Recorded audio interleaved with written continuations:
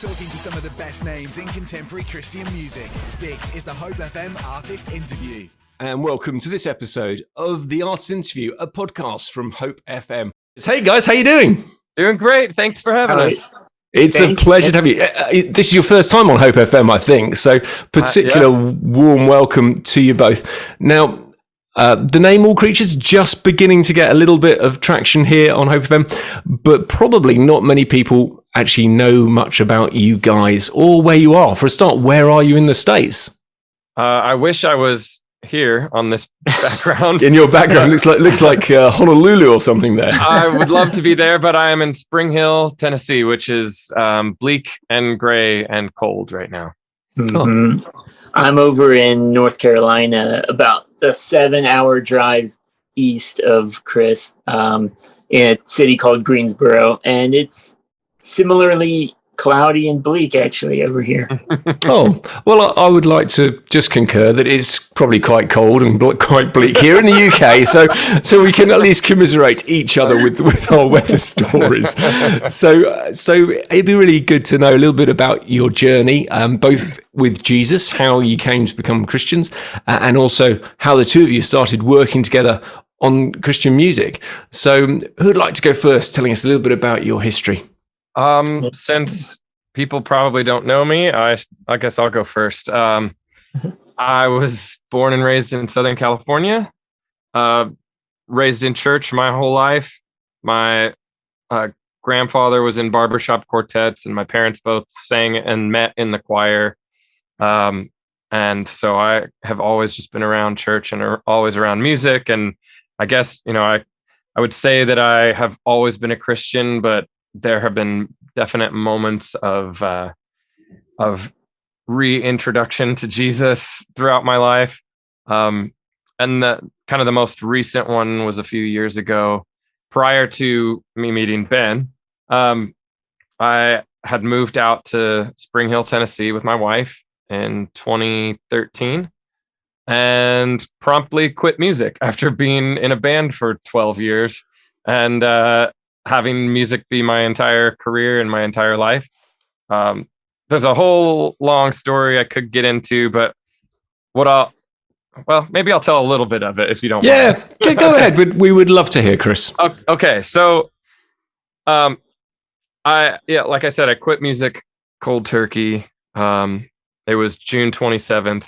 There was a lot to do with it, but basically I realized I had made music my idol, and I didn't really know who I was without it. And so I kind of floundered around for a little bit, moped around the house, and my wife had a full-time job and was, and one day she basically said, sit down, shut up, and listen. in nicer words, but that's basically what she said. And so I listened to her that day, and I sat in my chair in the living room for 2 hours, and I heard nothing except the dog bark occasionally and the refrigerator running. And as I was about to get up out of my chair, I don't claim to hear audibly the voice of God all the time, but this was one moment when I felt like he said, sing me something. And I said, that's stupid. I'm not singing you anything. I like tap when I'm nervous. I like hum. I make noise and music all the time. And I even had stopped doing that. So I said, no, I'm not going to sing you something to this whatever voice. And the voice said it again, sing me something. And so I reluctantly started to sing the first thing that popped into my head, which was this old hymn that we used to sing growing up in church. And it was the steadfast love of the Lord never ceases. You know that song? His mercy. Yeah, we know that song's great. They're new every morning. Great is thy faithfulness. And it was just that. And after I sang it, I kind of looked up like, is that what you wanted? And didn't hear anything for the rest of the day, really. And I kind of went about my day and started thinking that must have been from scripture somewhere. I know I've sung that song 1,000 times growing up and never really stopped to ask where it was. And it's in the book of Lamentations, which is the saddest book in the Bible, apart from Job. Israel's been sacked and the temple's been burned down. And there's this little glimmer of of hope in there. And I think it's chapter 2. I always forget if it's chapter 2 or 3. But if you keep reading down, it says it's good for a man to sit quietly and listen to. I'm paraphrasing, but it's good for a man to sit and listen. And that kind of caught my attention because I hadn't. And then my wife said, you should sit and listen. And when I did, I heard something. And that was kind of like sorry, this is a long story. Like I said. No, it's a really interesting story, Chris. You're really welcome to share it, actually. So please carry on. Yeah. So that was, I don't want to, I can't say that it was knocked off my horse, completely life-changing moment, but it was definitely a moment to like get my attention, refocus my thoughts on God. And from there, I was able to kind of gut check a little and put music back in the place where it's supposed to be, not as an idol and more as just a tool and an expression, a way that I communicate to God. So I started writing again. And from there, I met a couple friends in the area who introduced me to a publisher who ended up signing me to a Southern Gospel publishing company. So I started writing for that, which was a whole new thing and a whole world in and of itself. And then I met an A&R guy at a record label called Centricity, and he said, you should write with this guy, Ben. And so Ben and I got in the room together in 2018, Gosh, I think. It honestly might have been 2017. I don't know. Yeah. And we hit it off instantly. And it was a budding bromance. The truth of the matter is, it feels that way looking back. But we wrote that one song, Between You and Me was the name of the song. And then we didn't really do anything again for like at least a year, if not more than a year. Yeah, like it was pretty much that. And then it was like that song ran its course and we were never in the room again for a long time until I heard a song he had written called Safe. And this was like definitely over a year later. And I heard it and I was like, dude, this is a great song. They had his church released it, but they hadn't really done like a proper single like release of it. So I talked to him about doing a Neon Feather version of it. And that is when we really realized that that we clicked and that like we played some shows promoting that song and like realized we just were like long lost brothers almost. Like we just really, I don't know, felt at home with each other. So we realized we needed to make it a thing. And so that's how that happened. Anyway, I thought I would just interject because that's great. Just thought it was interesting that it took a while for that to convert into a full blown friendship. Yeah. And I had been out of Christian music really since I was a teenager. So I didn't really know who he was at first. But there's not much to know, dude. No, I think you think I'm bigger than I actually am. Oh, well, hey, it's okay. So we ended up, after that song Safe came out, we decided that we should make this an official project. And we searched for names for a while, most of them horrible. I'm glad we didn't land on any of the names before, but All Creatures kind of stuck, and it was out of that hymn, All Creatures of Our God and King, lift up your voice. And you know the song. We do. It's good. Yeah. I'm all about old hymns, I guess. All my inspiration is from that. And I think with the name All Creatures, we wanted to capture, there's a common thread to all of our different ideas that we had, was that we wanted to capture a spirit of like inclusiveness and that like whatever banner we're flying, that like involves more than just us, that it's not like we're the ones doing it and it's not like about anyone else. But so like All Creatures is just sort of this like invitation in that like it's for every creation of God to turn their voices to their creator. Yeah. We want something everyone can join in. Yeah. That sounds to me like a great reason for choosing it. A really nice name. I'm a real fan of God's creation, so all creatures to me sounds pretty cool. So, and I've got to say, Chris, not many people have come on my show and had that experience of the audible voice of God. So it's a pretty cool story that God wanted you to sing something, and He's gifted you with a beautiful voice. So I can understand why He'd wanted you to use it. So that's I think that's why He never has spoken to me. I just thought it was interesting that he didn't. Oh, come on.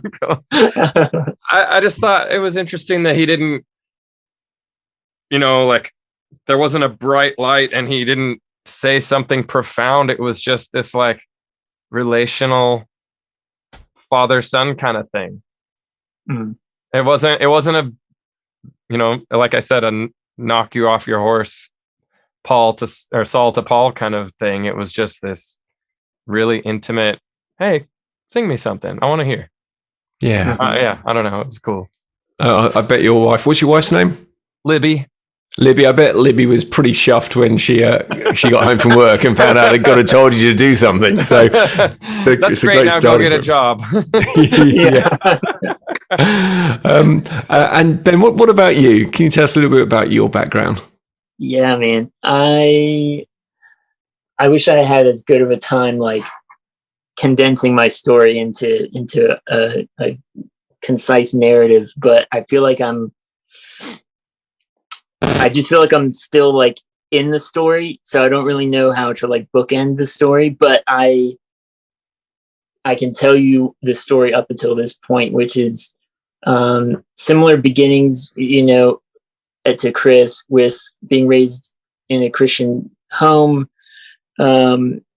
They were, my parents were awesome, and they really encouraged a personal relationship with the Lord, and just like Bible study and all of that was a big part of our home. It was definitely like, I appreciate the fact that it was not just a show up to church on Sunday and then forget about it kind of home. Like it was like, I remember saying, like, back when I was in youth group, like I think my dad accidentally left his Bible at church one week or something. I remember making a comment to somebody like, oh yeah, like he wouldn't, like, I just wasn't even really thinking, it was just casual, but I was like, oh, he wouldn't go, like he would have noticed that he left it at church like within a day. Like he wouldn't go a day without noticing he had left it.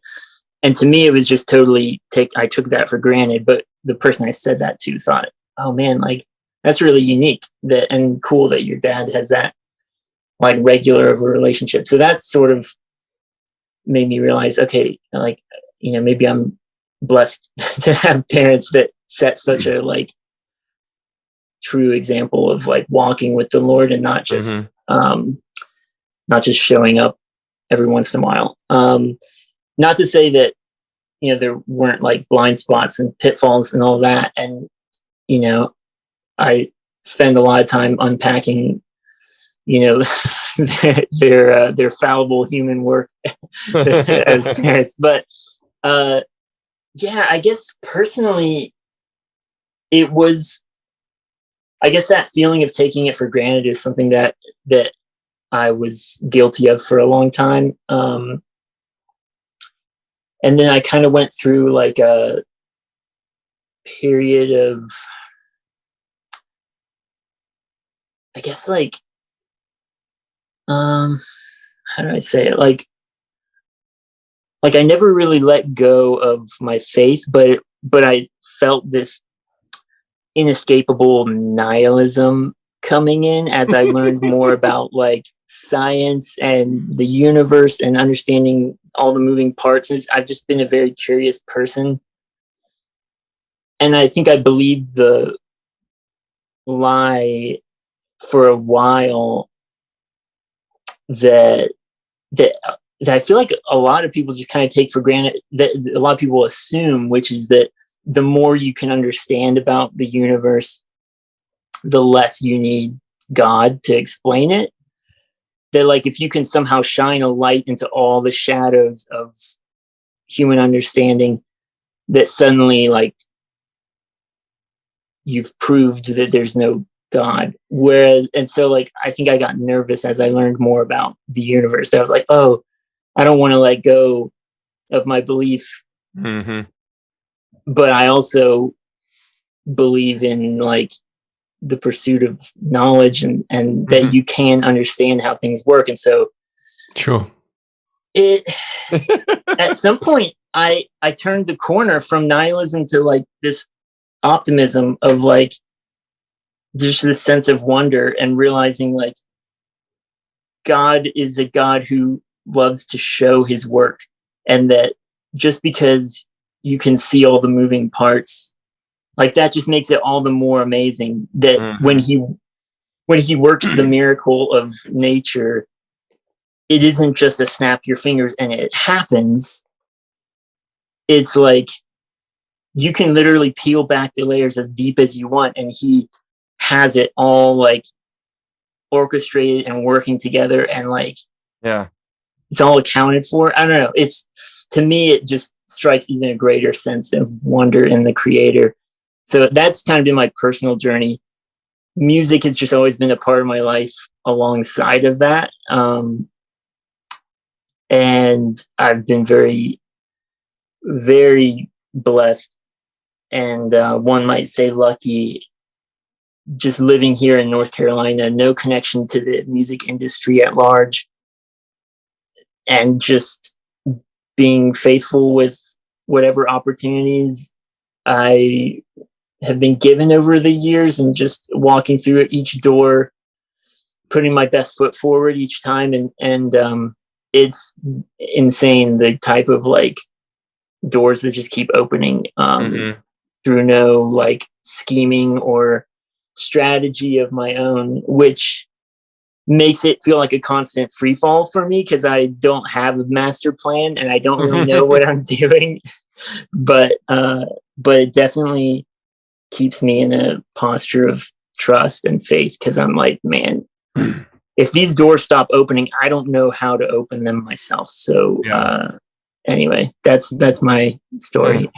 And it's an interesting one, because obviously you were saying that you think Chris thinks that you're bigger than you are, but your name is known in the Christian music industry. So it's a moment for some name drops. Tell us some of the people that you've worked with.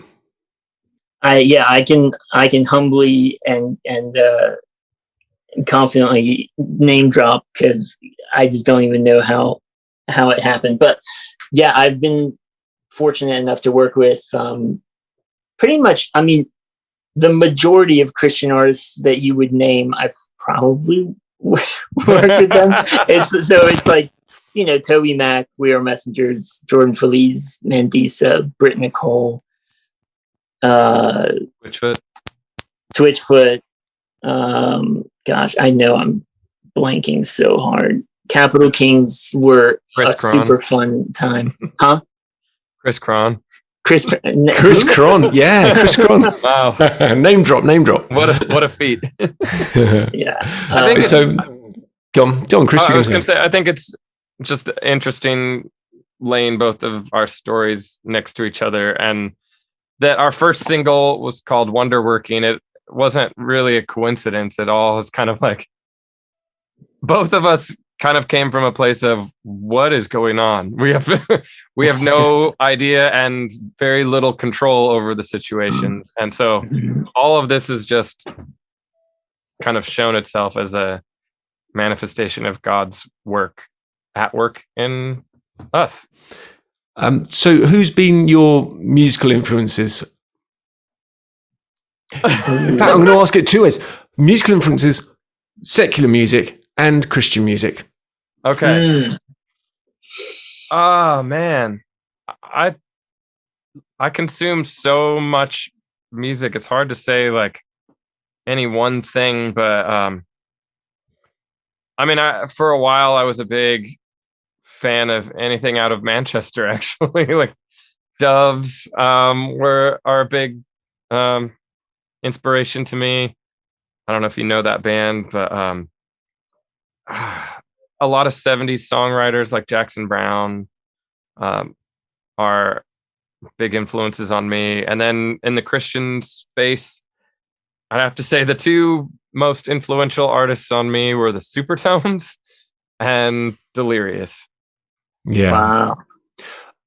I've said it before on the show. The listeners will know this, but I first went to see Delirious before they were actually Delirious when they were playing in a school hall.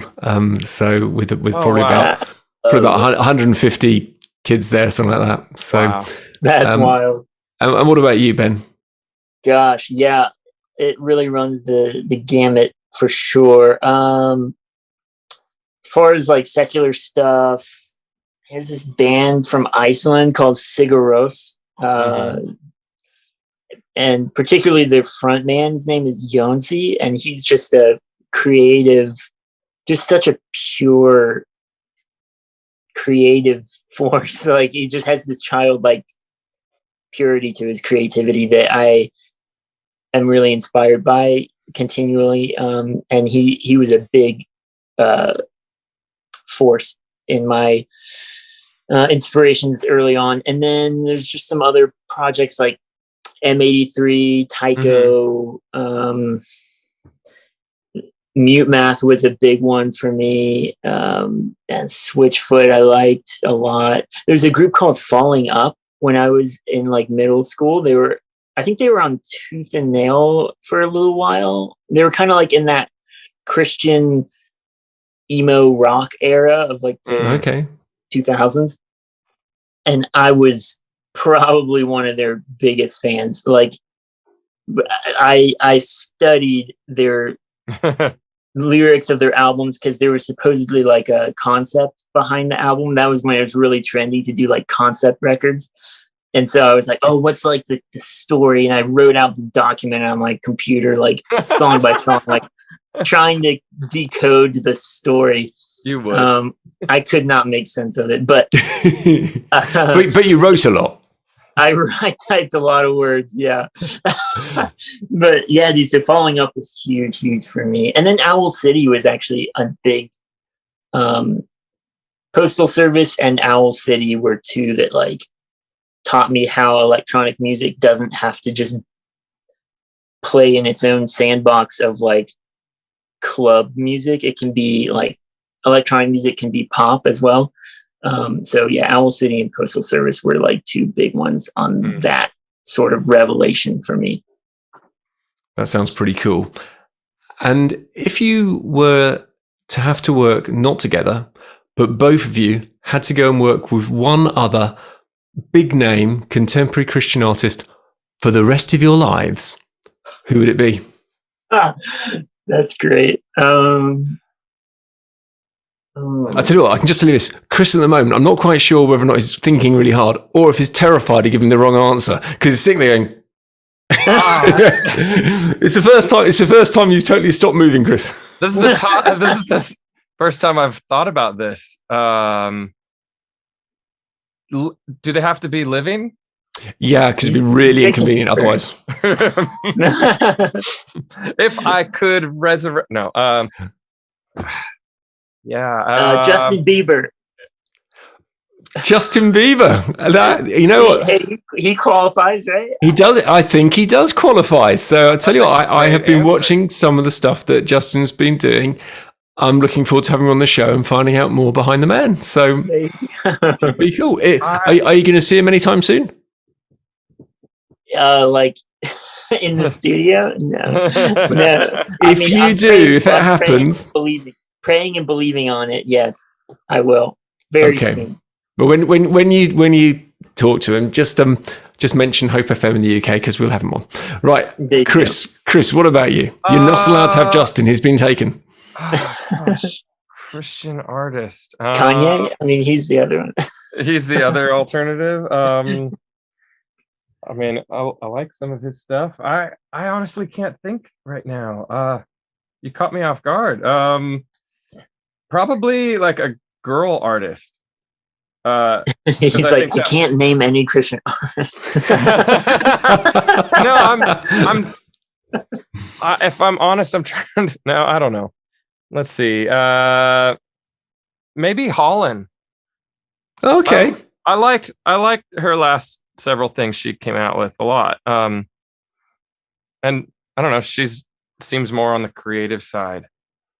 Or maybe or maybe someone like CC Winans. Like, there you go. That would be fantastic. You could do 21 Pilots. I feel like that would go well. Yeah. I'm gonna stick with my answers. I think collaborating with a female singer, like just doing duets, would be awesome. Would be cool. Yeah. Okay, that to me, I'm going to give you a tick. You did get there, Chris. That was an answer, and it sounds like a good one. So, and lastly, if you could only have one CD to listen to for the rest of your life, and it's not allowed to be one that either of you made, it's got to be one that's big enough that most would hear it, I think. Which would it be? CD.